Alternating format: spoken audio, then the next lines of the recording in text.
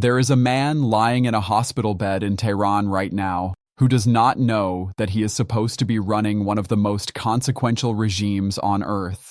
He does not know that he was appointed supreme leader just weeks ago. He does not know that the country he was chosen to lead is fracturing at every seam. He does not know that the crisis consuming Iran is accelerating toward a breaking point that could reshape the entire Middle East. He is in a coma, and the regime built around the principle of supreme leadership, built on the idea that one man at the top provides the final word on every decision of consequence, is now operating without that man, without any man. The control room is empty. And what is happening inside Iran as a result of that empty control room is more dangerous, more consequential, and more explosive than anything visible on the surface of the Strait of Hormuz.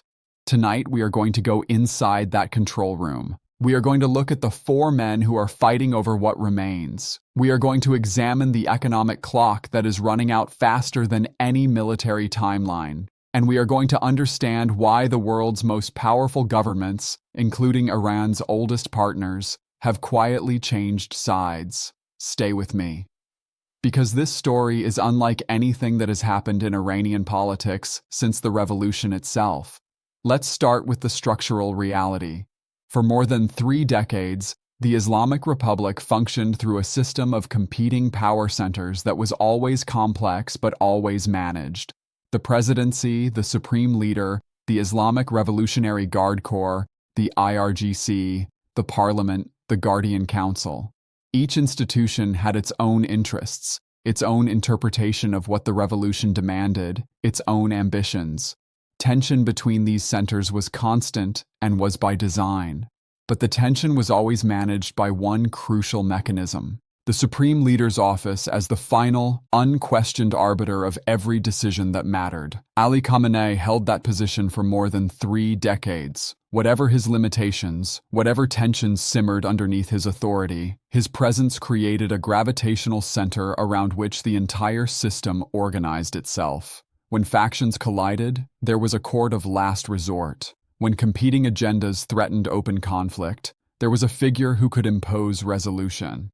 The system was not democratic, it was not transparent, but it was functional in the specific sense that decisions could ultimately be made and enforced. On February 28th of this year, that gravitational center was eliminated. A joint American-Israeli strike removed the IRGC commander, the armed forces chief, the defense minister, and 48 senior officials in a single operation. The command architecture of the Islamic Republic, meticulously constructed over 45 years to concentrate final authority in a single ideological hierarchy, was decapitated at once.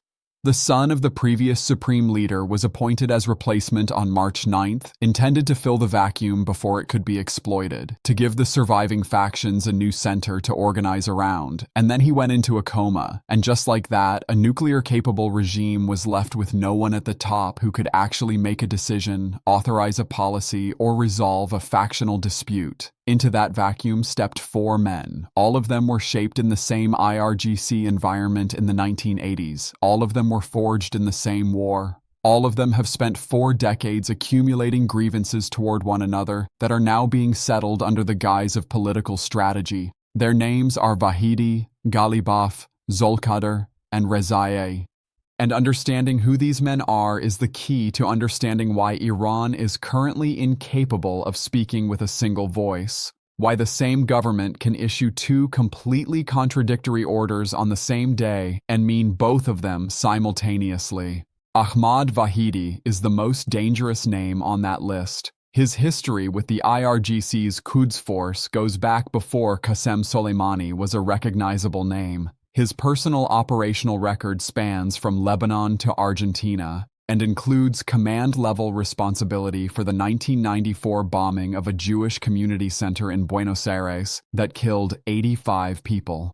An Interpol notice from Argentina has followed him for 30 years. He was appointed IRGC commander on March 1st, and his strategic worldview is straightforward and absolute. The war must continue. The strait must stay closed. Negotiations with the United States must be rejected without exception. But here is the critical thing to understand about Vahidi's position. It is not simply ideological. It is institutional. The IRGC's budget, its political influence, its claim to relevance and power all depend on the existence of active enemies and ongoing conflict. In wartime, the IRGC is indispensable. In peacetime, its massive budget becomes a political question.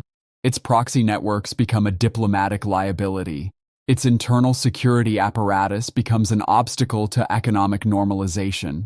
Peace does not merely threaten Vahidi's worldview. It threatens everything his institution has built and everything it requires to continue existing in its current form. For Vahidi, any deal is an existential threat. That is not a rhetorical exaggeration. That is his operational reality. Mohammad Bagher Ghalibaf occupies the opposite end of the practical calculation, though not necessarily the ideological one.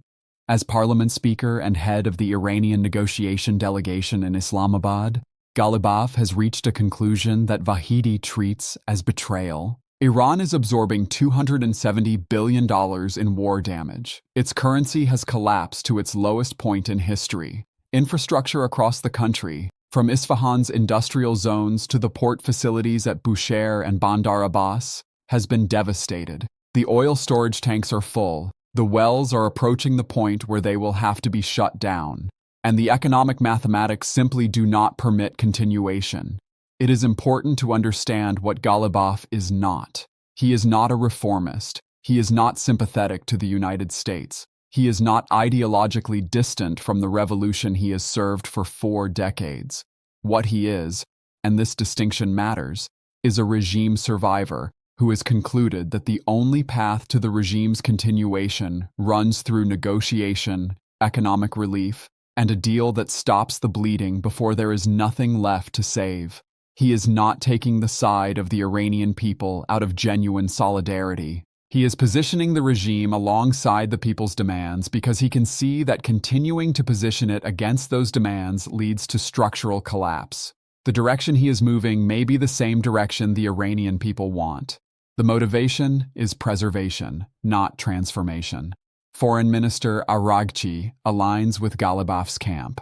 On April 17th, he publicly announced that the Strait of Hormuz was open to all commercial vessels, attempting to signal to international partners that Iran was prepared to show flexibility ahead of the next round of nuclear talks. The response from within his own government was immediate. State television publicly called him stupid on air that same day. And on April 20th, Iranian forces opened fire on tankers in the strait. On the same day, the foreign minister had announced it was open. The same regime, the same 24-hour window.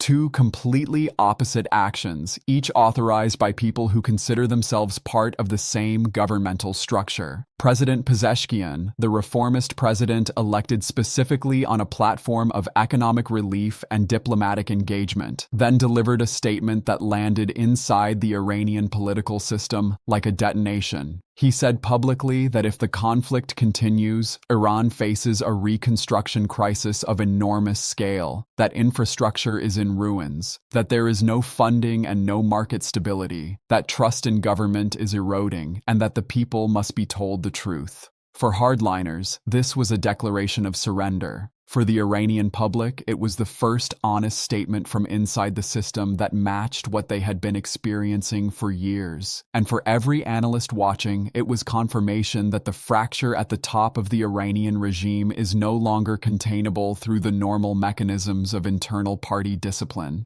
Here is the dimension of this crisis that makes it uniquely explosive. For the first time since the revolution, a faction inside the regime is publicly saying what the Iranian people have been saying for years, and the people's patience has been exhausted for a long time. Iranian state television recently broadcast a segment claiming that 87% of Iranians support continuing the war. The figure was delivered with total confidence. No polling organization was named, no methodology was described, no data source was cited. The actual picture, documented by the independent Gammon Research Institute in a survey of more than 30,000 participants, is the direct opposite. 63% of Iranians say the war is between the regime and Israel and has nothing to do with them personally. 44% hold the regime directly responsible for the country's current condition. 58% rate the regime's performance negatively. The gap between 87% claimed support and the reality documented by independent research is not a polling discrepancy. It is the precise measurement of how completely the regime has lost contact with the population it claims to represent. It is the distance between what the IRGC needs people to believe and what people actually believe. And that distance has been growing since Mahsa Amini's death in 2022 triggered the protest waves that nearly destabilized the entire system. Galibaf and Pezeshkian understand what the trend data from that research actually means. Their alignment with the people's position is not ideological conversion. It is the political equivalent of a structural engineer looking at the foundation cracks and recommending evacuation before the building comes down on everyone inside it. Vahidi either does not see this or has decided it does not factor into his calculation. Because Vahidi is not optimizing for regime survival, he is optimizing for IRGC survival. And those are fundamentally not the same objective. Now let's look at the economic dimension. Because the pressure building from the economic side is as significant as anything happening in the political realm. Before the American blockade, Iran was exporting approximately 1.85 million barrels of oil per day, generating roughly $150 million in daily revenue. That revenue financed soldier salaries, government operations, proxy network funding, the entire financial architecture through which the Islamic Republic projected power across the region. That revenue is now zero. More precisely, it is negative because oil being produced has nowhere to go. Storage capacity is filling, pressure in the pipelines is building, and according to available reporting, Iran has a window of somewhere between 10 and 15 days before it must begin shutting down oil wells entirely. Oil well shutdown is not a reversible administrative decision. It is a geological event with permanent consequences. When underground pressure is released through forced shutdown, reservoir damage accumulates that can permanently reduce a well's future production capacity. Some wells, once shut down under these conditions, cannot be fully restored. Every day the blockade holds, Iran's long-term production capacity is being permanently damaged, compounding current revenue loss with damage to the very asset base that would generate future income even after any eventual deal. The Strait of Hormuz itself has become a physical manifestation of the regime's internal incoherence. April 17th, Foreign Minister announces it is open to all commercial vessels.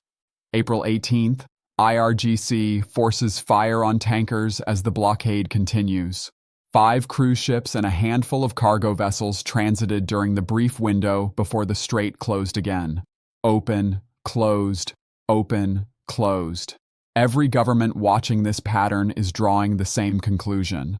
Iran has lost the capacity to execute a coherent strategy. It can neither fight its way out of the blockade nor negotiate its way out. It cannot signal de-escalation without the IRGC immediately contradicting that signal with live fire. And it cannot sustain closure without the economic consequences accelerating toward a point it cannot survive. The Strait, once Iran's ultimate strategic leverage, the threat that kept the world nervous for 40 years, has become Iran's cage. Now here is the development that may be the most diplomatically significant of this entire crisis, and it is not coming from Washington or Tel Aviv. It is coming from Beijing and Moscow. Xi Jinping called Saudi Crown Prince Mohammed bin Salman and explicitly stated that the Strait of Hormuz must remain open to normal passage, characterizing it as an international waterway in the common interest of all regional countries. Read the choice of phone call carefully. China's leader called Saudi Arabia, not Iran. Not the country with which China signed a comprehensive strategic partnership promising hundreds of billions in investment. Not its oil supplier of 25 years. He called the Gulf state that sits on the opposite side of every Iranian security calculation. The signal embedded in that choice is precise. China is communicating to the region that its priority is the waterways' functionality, not the Islamic Republic's political position. Beijing's energy security, its currency strategy, its Gulf commercial relationships all require a functioning strait, regardless of what Iran's internal factions decide. And China is willing to publicly align with Gulf states over Iran to make that priority unmistakable. Before the blockade, China was purchasing 90% of Iran's oil exports. The 25-year strategic partnership promised massive infrastructure investment. Now Beijing is publicly pressuring its own supplier because Chinese ships were being fired on by Iranian forces while simultaneously being seized by American forces. China cannot accept either outcome, and by publicly pressing for negotiation, Beijing is indirectly strengthening Ghalibaf and Pezeshkian's position, not because China cares about Iranian internal politics, but because China's own interests point exclusively toward a negotiated resolution. Russia's position is simultaneously more complex and more revealing. Foreign Minister Lavrov appeared at a diplomatic forum and condemned the American blockade while in the same statement demanding guaranteed passage for Russian vessels through the strait. Russia defended Iran's right to enrich uranium and offered support for whatever nuclear path Iran chooses. And then Lavrov said something that stripped every other element of his statement of its credibility. Russia, he noted, is ready to supply energy resources to China and other countries affected by the crisis. There it is. Russia is performing solidarity with Iran while explicitly advertising its readiness to replace Iran in the markets Iran is losing. Every barrel of Iranian oil that cannot reach China because of the blockade is a barrel Russia can sell to China at a price Iran can no longer contest. Russia benefits economically from every day the blockade holds. Its support for Iran is the support of a competitor who needs the partnership narrative to remain credible while profiting from the partner's weakness. It is the same cold calculation that kept Russian warships away from Hormuz while Iran strangled itself with its own strategic instrument. The result is a geopolitical isolation that even Iran's most determined adversaries could not have engineered through direct pressure. The United States is the declared enemy.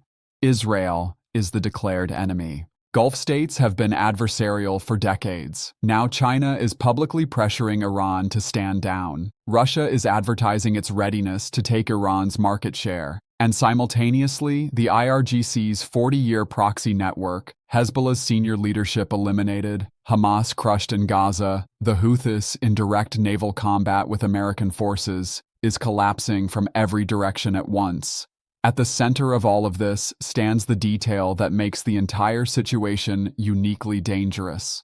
The man who would normally arbitrate between these factions, whose approval Ghalibaf is constitutionally required to obtain before making any strategic decision of consequence, is in intensive care and cannot communicate. Every negotiating position the Islamabad delegation advances, every concession or condition attached to the nuclear talks, is being taken on the claimed authority of a coma patient. The approval is imaginary. The mandate is invented. The constitutional architecture through which the supreme leader's authority flows downward through the entire system is operating on the fiction that the supreme leader is aware of and endorsing decisions made in his name. For Vahidi, this creates a permanent opportunity. Every decision Ghalibaf claims authorization for is challengeable. Every concession IRGC makes can be declared illegitimate. Every deal signed can be repudiated by the IRGC on the grounds that no legitimate supreme leader approval was ever obtained. The coma is not merely a leadership vacuum. In Vahidi's hands, it is a perpetual veto mechanism, deployable retroactively against any outcome the hardliners dislike. The historical parallel being drawn by analysts, carefully and with full awareness of its implications, is Moscow in 1924. After Lenin's incapacitation and death, old comrades who had fought the same revolution together began settling personal scores under the language of ideological succession. The public framework was the revolution's future. The private framework was decades of accumulated competition, grievances, and factional conflict between men who knew each other's files and failures from the founding years. The structure of what is happening in Tehran maps onto that pattern with uncomfortable precision. Vahidi failed at Kermanshah in 1988, Rezaieh filed the charges against him. Ghalibaf commanded one of the units involved. Zulqadar, now Secretary General of the Supreme National Security Council, was Vahidi's former superior. The roles have reversed. The grievances have not. What is playing out in Tehran is, as one analyst put it with devastating accuracy, a nuclear-armed high school reunion. And the personal scores being settled in that reunion are determining whether Iran negotiates its way through this crisis or escalates into something the region cannot contain. The American ceasefire deadline has arrived. Vice President Vance has traveled to Islamabad. The second round of nuclear talks is theoretically scheduled, but Iran has not confirmed whether it will participate. The decision about participation is not being made by a unified government analyzing options and selecting the rational path. It is being fiercely contested between a president who has publicly acknowledged the war has become unsustainable, a parliament speaker who wants to negotiate while watching his back for the move Vahidi is preparing, a foreign minister who has been called stupid on national television by his own colleagues, a supreme leader whose authorization is constitutionally required but cannot be physically obtained, and an IRGC commander who views any deal as the beginning of the end of everything his institution has ever built.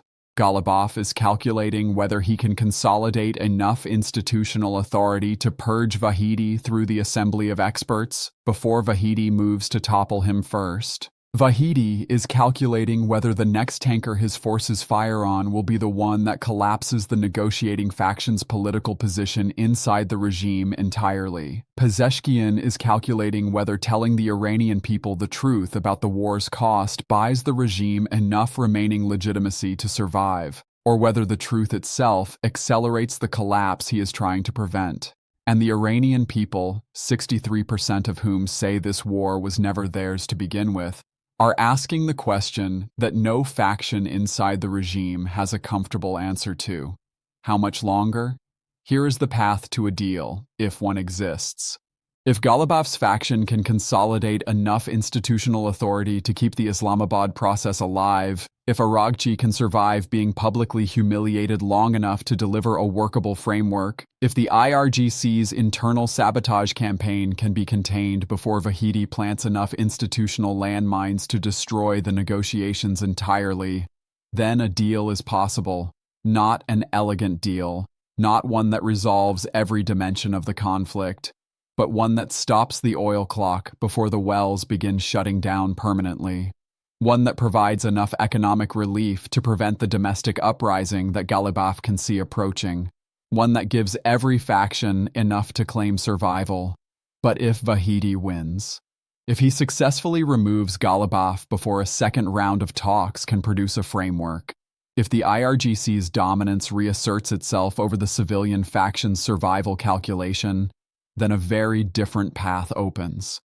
A path of escalation that nobody fully controls. A strait that cannot open because the factions capable of opening it have been neutralized. An economic collapse that overtakes the regime faster than any external military operation could. A regional conflagration with Iran's proxy networks already collapsing, its oldest partners now pressuring it to stop, and 4 men from 1988 settling personal scores in a room while the country burns around them.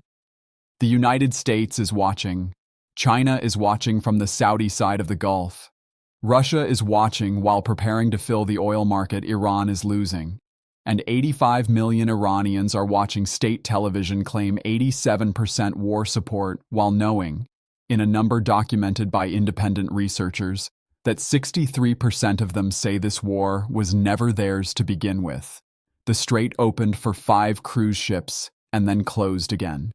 The oil wells have days, not weeks. The deadline is here. The man who is supposed to make the final decision cannot open his eyes. And the 4 men from the barracks of 1988 are running out of time to decide whether they will save the regime or destroy it, trying to own what comes after. One of them does not want to save it. He wants to preserve what the regime built for the IRGC, regardless of the cost to everything else. His name is Vahidi. His record stretches from Lebanon to Buenos Aires. He commands the force that fires on tankers while the foreign minister announces peace. And when the world asks whether Iran is coming to the table, It will be his calculation, more than anyone else's, that provides the answer. The chaos is real. The clock is real. The collapse is accelerating. And the man with his finger closest to the trigger has no interest in any table at all.